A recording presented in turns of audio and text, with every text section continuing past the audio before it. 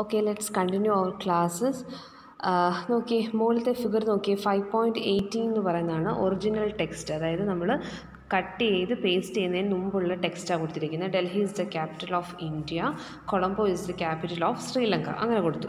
Then after text move ചെയ്തതിന് ശേഷം, അല്ലെങ്കിൽ മുകളിലത്തെ സെൻറ്റൻസ് കട്ട് ചെയ്ത് താഴോട്ട് കൊണ്ടുവന്നതിന് ശേഷം നോക്കിക്കേ, ആദ്യം എന്തായി, Colombo is the capital of Sri Lanka എന്നുള്ളതായി. ഫസ്റ്റ് പ്ലേസിൻ്റെ അവിടെ കണ്ട ബ്ലാങ്ക് ആയിരുന്നു. ദെൻ നമ്മൾ എന്ത് ചെയ്തു, Colombo is the capital of ശ്രീലങ്കയ്ക്ക് ശേഷമായിരുന്നു ഞാൻ ആ പേസ്റ്റ് ചെയ്തത്. സോ അതിന് താഴെയായിട്ട് എന്ത് വന്നു, Delhi is the capital of India എന്ന് പറഞ്ഞു വന്നു. സോ എല്ലാവരും ആ ഫിഗർ ഒന്ന് നോക്കണം. ഓക്കെ, ഇനി നിങ്ങൾക്ക് സിമ്പിളായിട്ട് കീബോർഡിൽ തന്നെ നമുക്ക് കട്ട് ചെയ്യാനായിട്ടൊരു ഓപ്ഷൻ ഉണ്ട്. അതാണ് ഇവിടെ താഴെ കൊടുത്തിരിക്കുന്നത്. എന്ത് ചെയ്താൽ മതി, കീബോർഡിൽ കട്ട് ചെയ്യണമെങ്കിൽ കൺട്രോൾ എന്ന് പറയുന്ന കീയും എക്സ് എന്ന് പറയുന്ന കീയും കൂടെ പ്രസ് ചെയ്താൽ മതി. അതായത് ഏത് ടെക്സ്റ്റാണോ നമുക്ക് കട്ട് ചെയ്യേണ്ടത് അത് ആദ്യം സെലക്ട് ചെയ്യുക. ദെൻ എന്ത് ചെയ്യുക, കൺട്രോളിലും എക്സ് എന്ന് പറയുന്ന ആൽഫബറ്റ് കീയിലും കൂടെ ഒരുപോലെ പ്രസ് ചെയ്ത് കഴിഞ്ഞ് കഴിഞ്ഞാൽ ആ സെൻറ്റൻസ് നമുക്ക് അവിടെ നിന്ന് കട്ട് ചെയ്യാം. ദെൻ പേസ്റ്റ് ചെയ്യുന്നത് എങ്ങനെയാണെന്ന് വെച്ച് കഴിഞ്ഞാൽ ഇതുപോലെ തന്നെ കൺട്രോൾ കീ പ്രസ് ചെയ്ത് ഹോൾഡ് ചെയ്ത് പിടിച്ചുകൊണ്ട് വി എന്ന് പറയുന്ന ആൽഫബറ്റ് കീയും കൂടെ പ്രസ് ചെയ്ത് കഴിഞ്ഞാൽ, കൺട്രോൾ പ്ലസ് വി, കൺട്രോൾ കീയും വി എന്ന് പറയുന്ന ആൽഫബറ്റ് കീയും പ്രസ് ചെയ്ത് കഴിയുമ്പോൾ നമുക്കത് പേസ്റ്റ് ചെയ്യാനായിട്ട് പറ്റും. അപ്പം കട്ട് ചെയ്ത് പേസ്റ്റ് ചെയ്യാനായിട്ട് പറ്റും. ഓക്കെ, ദെൻ അടുത്ത എന്താണെന്നറിയാമോ, കോപ്പി പേസ്റ്റ്. അതായത് ഇപ്പോൾ ഒരു കണ്ടൻറ്റ് എനിക്ക് കോപ്പി ചെയ്യണം, അതായത് ഇവിടെ ഈ വേർഡിലും കിടക്കണം, വേറൊരു വേർഡിലേക്ക് എനിക്ക് സെയിം സെൻറ്റൻസിനെ കോപ്പി ചെയ്യണം. അപ്പോൾ അത് എന്ത് ചെയ്താൽ മതി, അതിന് കോപ്പി പേസ്റ്റ് ചെയ്താൽ മതി, കട്ട് പേസ്റ്റ് ചെയ്യേണ്ട. കട്ട് പേസ്റ്റ് ചെയ്യുക എന്ന് പറഞ്ഞു കഴിഞ്ഞാൽ റിമൂവ് ചെയ്ത് വേറൊരിടത്ത് കൊണ്ട് പേസ്റ്റ് ചെയ്യുക എന്നാണ് അർത്ഥം. കോപ്പി പേസ്റ്റ് എന്ന് പറഞ്ഞു കഴിഞ്ഞാൽ കറൻ്റ്ലി ഉള്ളത് അവിടെ കിടക്കും, കൂട്ടത്തിൽ ആ ഡേറ്റ നമുക്ക് വേറെ എവിടെയെങ്കിലും പേസ്റ്റ് ചെയ്യണമെങ്കിൽ അങ്ങനെ നമുക്ക് പേസ്റ്റ് ചെയ്യാനായിട്ട് പറ്റും. അതാണ് കോപ്പി പേസ്റ്റ്. അപ്പോൾ കോപ്പി പേസ്റ്റ് നോക്കിക്കേ, കോപ്പി പേസ്റ്റ് ചെയ്യണമെങ്കിൽ എന്ത് ചെയ്താൽ മതി, ഇതുപോലെ തന്നെ സെലക്ട് ദ ടെക്സ്റ്റ് ആദ്യം സെലക്ട് ചെയ്യുന്നു. ദെൻ ഓൺ ദ ഹോം ടാബിൽ from the clip board group click the copy icon. Home ടാബിൽ ക്ലിപ്പ് ബോർഡ് എന്ന് പറയുന്ന ഗ്രൂപ്പിൽ കോപ്പി എന്ന് പറയുന്നൊരു ഐക്കൺ ഉണ്ട്. ദാറ്റ് ഈസ് ഇങ്ങനെ രണ്ട് പേപ്പേഴ്സ് ഇങ്ങനെ താഴെ മുകളിലായിട്ടിരിക്കുന്ന ഒരു ഐക്കൺ കണ്ടോ, ദാറ്റ് ഈസ് കോപ്പി ഐക്കൺ. ആ ഐക്കൺ ക്ലിക്ക് ചെയ്ത് കഴിയുമ്പോൾ നമ്മൾ സെലക്ട് ചെയ്ത ടെക്സ്റ്റ് കോപ്പി ആയിട്ടുണ്ടാവും.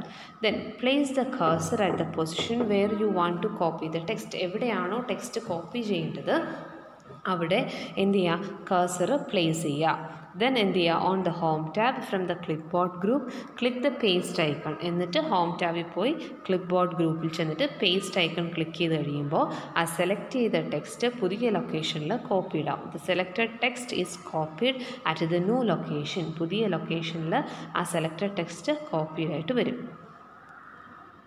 ഓക്കെ, ദെൻ അപ്പോൾ നോക്കിക്കേ, Delhi is the capital of India, Colombo is the capital of Sri Lanka. Delhi is the capital of India എന്നുള്ളതായിരുന്നു ഞാൻ കോപ്പി ചെയ്തത്.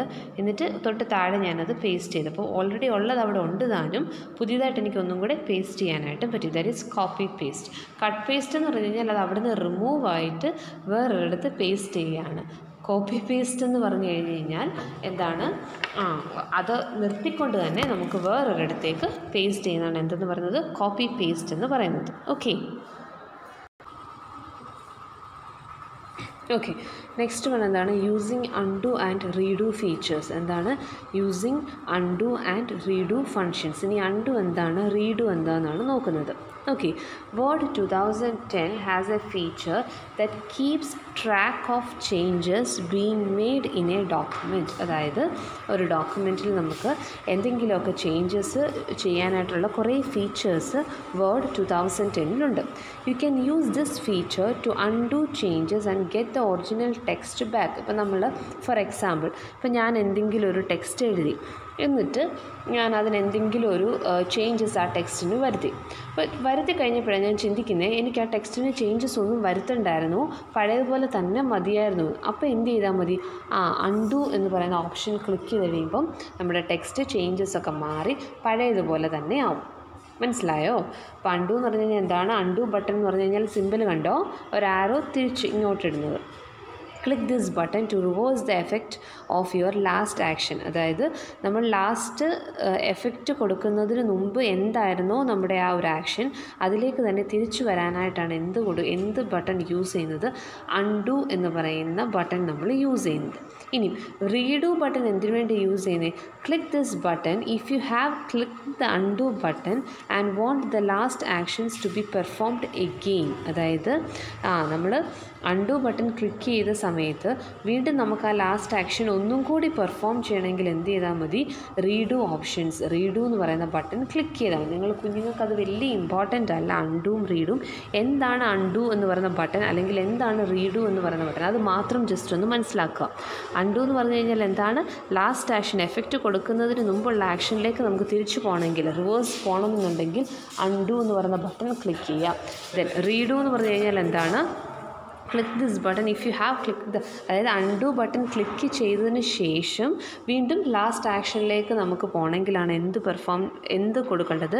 റീഡു എന്ന് പറയുന്ന ബട്ടൺ കൊടുക്കേണ്ടത്. ഓക്കെ. ദെൻ അടുത്ത എന്താണ്? ചേഞ്ചിങ് കേസ് നോക്കി.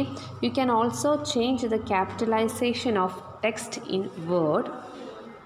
അതായത് there are 5 options available under the change case button. അതായത് നമ്മൾ ഒരു ടെക്സ്റ്റ് വേർഡിൻ്റെ ക്യാപിറ്റലൈസേഷൻ നമുക്ക് എന്തെങ്കിലും ചേഞ്ചസ് വരുത്തണം, അതിനായിട്ടുള്ള അതാണ് എന്ത് പറയുന്നത്? ചേഞ്ചിങ് കേസ് എന്നുള്ളത്. അതിന് 5 ഓപ്ഷൻസ് ആണുള്ളത്. ഈ ചേഞ്ച് കേസ് ബട്ടണിന് കീഴിൽ 5 ഓപ്ഷൻസ് ഉണ്ട്. ഈ ഓരോന്നും എന്തിനാണെന്ന് നോക്കാം. ആദ്യത്തെ എന്താണ്? സെൻറ്റൻസ് കേസ് എന്ന് പറഞ്ഞാൽ എന്താ? This option capitalise the first letter of the first word of the selected text. അതായത് നമ്മൾ സെലക്ട് ചെയ്യുന്ന ടെക്സ്റ്റിൻ്റെ ഫസ്റ്റ് വേർഡിൻ്റെ ഫസ്റ്റ് ലെറ്റർ. മനസ്സിലായോ? ഇപ്പോൾ ഏതെങ്കിലും ഒരു സെലക്റ്റഡ് സെൻറ്റൻസ് കേസ് എന്ന് പറഞ്ഞു കഴിഞ്ഞാൽ എന്താണ്? നമ്മൾ സെലക്ട് ചെയ്യുന്ന ടെക്സ്റ്റിൻ്റെ ഏറ്റവും ഫസ്റ്റ് കിടക്കുന്ന വേർഡിൻ്റെ ഫസ്റ്റ് ലെറ്റർ നമുക്ക് ക്യാപിറ്റലൈസ് ചെയ്യണം, അല്ലെങ്കിൽ ക്യാപിറ്റൽ ലെറ്ററിലേക്ക് കൊണ്ടുവരണം. അങ്ങനെയാണെങ്കിലാണ് നമ്മൾ എന്ത് യൂസ് ചെയ്യുന്നത്? സെൻറ്റൻസ് കേസ് നമ്മൾ യൂസ് ചെയ്യുന്നത്. ഓക്കെ. ദെൻ ലോവർ കേസ് എന്ന് പറഞ്ഞു കഴിഞ്ഞാൽ എന്താണ്? This option changes all the letters in the selected text to small case. Lower case എന്ന് പറഞ്ഞു കഴിഞ്ഞാൽ എന്താ?